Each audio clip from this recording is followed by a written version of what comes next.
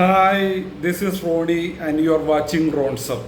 നമ്മൾ ഇന്ന് സംസാരിക്കാൻ പോകുന്ന സൈബർ ലോകത്തിലെ ഏറ്റവും വലിയൊരു തട്ടിപ്പിനെ കുറിച്ചാണ്, ഡിജിറ്റൽ അറസ്റ്റ്. ഇപ്പോൾ ഈ ഡിജിറ്റൽ അറസ്റ്റ് ഇപ്പം നമ്മൾ ഒരുപാട് നാളായിട്ട് കേൾക്കുന്ന ഒന്നായിരിക്കും.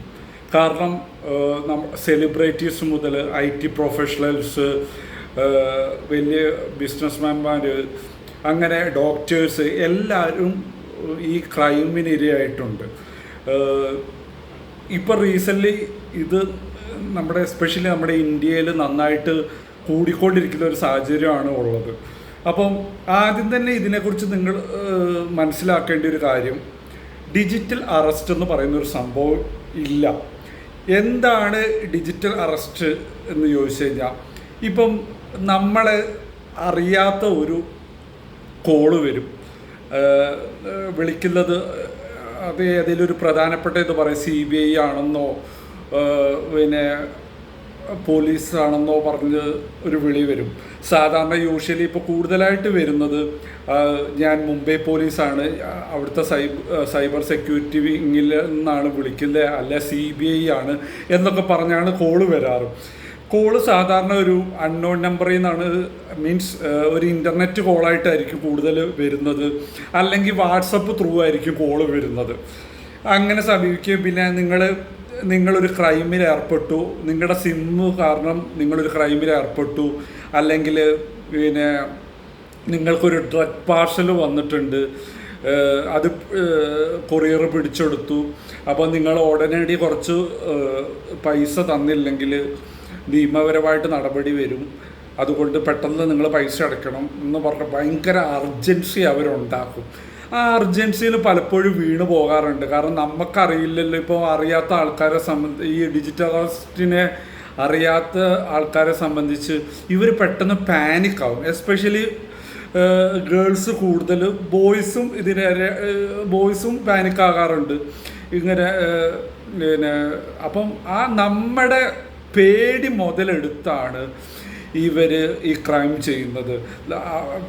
പെട്ടെന്ന് അർജൻറ്റായിട്ട് ഇത് ചെയ്യണം, നിങ്ങൾ കോള് കട്ട് ചെയ്യാൻ പാടില്ല, കോള് കട്ട് ചെയ്യാതെ ഇതൊക്കെ ചെയ്യണം, നിങ്ങളിപ്പം ഡിജിറ്റൽ അറസ്റ്റിലാണുള്ളത്, അപ്പം നിങ്ങൾ എമൗണ്ട് അല്ല ED എന്ന് പറഞ്ഞ് വിളിക്കും, അപ്പം നിങ്ങൾ ഉടനെ തന്നെ ഈ എമൗണ്ട് പേ ചെയ്യണം, അങ്ങനെ പറഞ്ഞ് വിളിക്കും. അതുകൂടാതെ നല്ല ഒരു പോലീസ് ഓഫീസർ എന്നൊരു രീതിയിൽ വിളിക്കാം.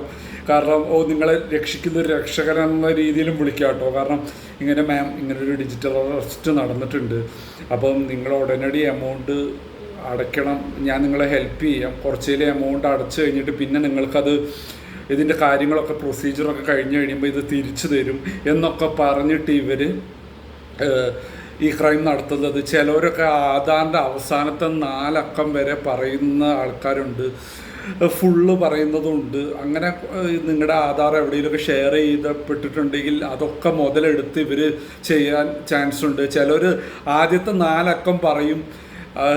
പിന്നെ ശരിക്കും നമ്മൾ ഇത് തന്ത്രപരമായി നേരിട്ടാൽ നമ്മൾ വേറൊരു പേര് പറഞ്ഞ് നോക്കിയാൽ അറിയാം, ഇത് ഇവർക്ക് നിങ്ങളുടെ 4 അക്കം മാത്രമേ അറിയുള്ളൂ, വേറെ ഡീറ്റെയിലോ പേരോ ഒന്നും അറിയില്ല എന്ന് വരെയുള്ള സത്യങ്ങൾ അറിയാൻ പറ്റും.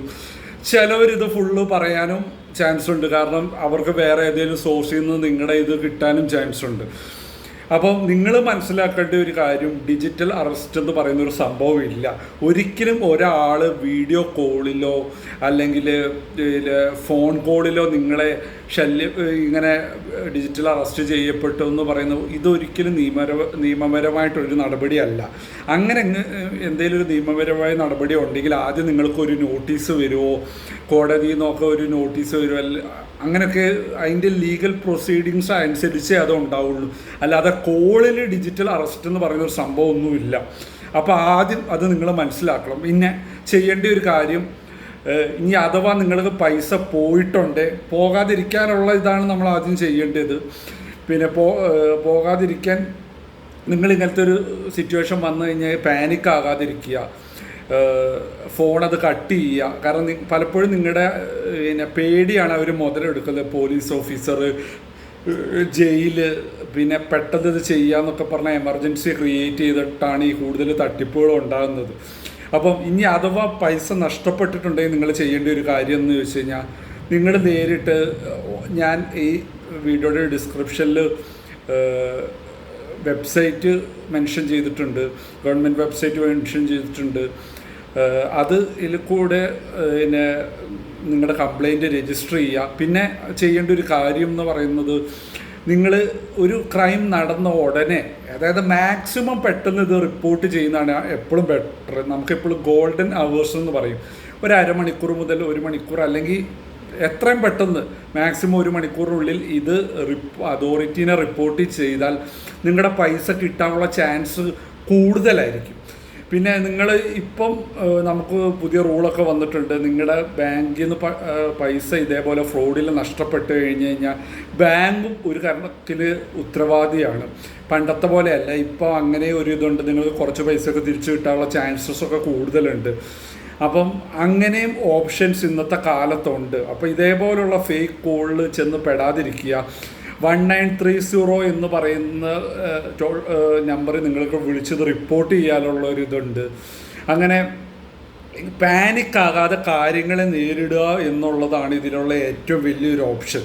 അപ്പം ഇത് നിങ്ങളുടെ ഇത് നിങ്ങൾ ആൾക്കാർക്ക് ഷെയർ ചെയ്ത് കൊടുക്കുക. നമുക്ക് വേണ്ടത് ഇതേപോലുള്ള സൈബർ ക്രൈം നടക്കുമ്പം അതിന് വേണ്ട ഒരു അവയർനെസ്സാണ് നമുക്ക് ഉണ്ടാകേണ്ടത്. ഇങ്ങനെയൊക്കെ തട്ടിപ്പ് ഉണ്ടാകാം എന്നുള്ള രീതിയിൽ നമുക്കൊരു അവയർനെസ് ഉണ്ടായാൽ തന്നെ ഇങ്ങനത്തെ ഒരു ഇത് നമുക്ക് തടയാൻ പറ്റും. അപ്പം എനിക്കും ഇതേപോലെ ഒരു എക്സ്പീരിയൻസ് ഉണ്ടോ എന്ന് ചോദിച്ചാൽ, ഇപ്പോൾ എൻ്റെ ഒരു ബ്രദർ, ഞങ്ങൾ ഇതേപോലെ വണ്ടി പോകുന്ന സമയത്ത് ഒരു കോൾ വന്നു, മുംബൈ പോലീസാണ്. ഇങ്ങനെ പറഞ്ഞ മുംബൈ പോലീസാണ്, താങ്കളുടെ അച്ഛൻ്റെ പേരിൽ ഒരു കേസുണ്ട്.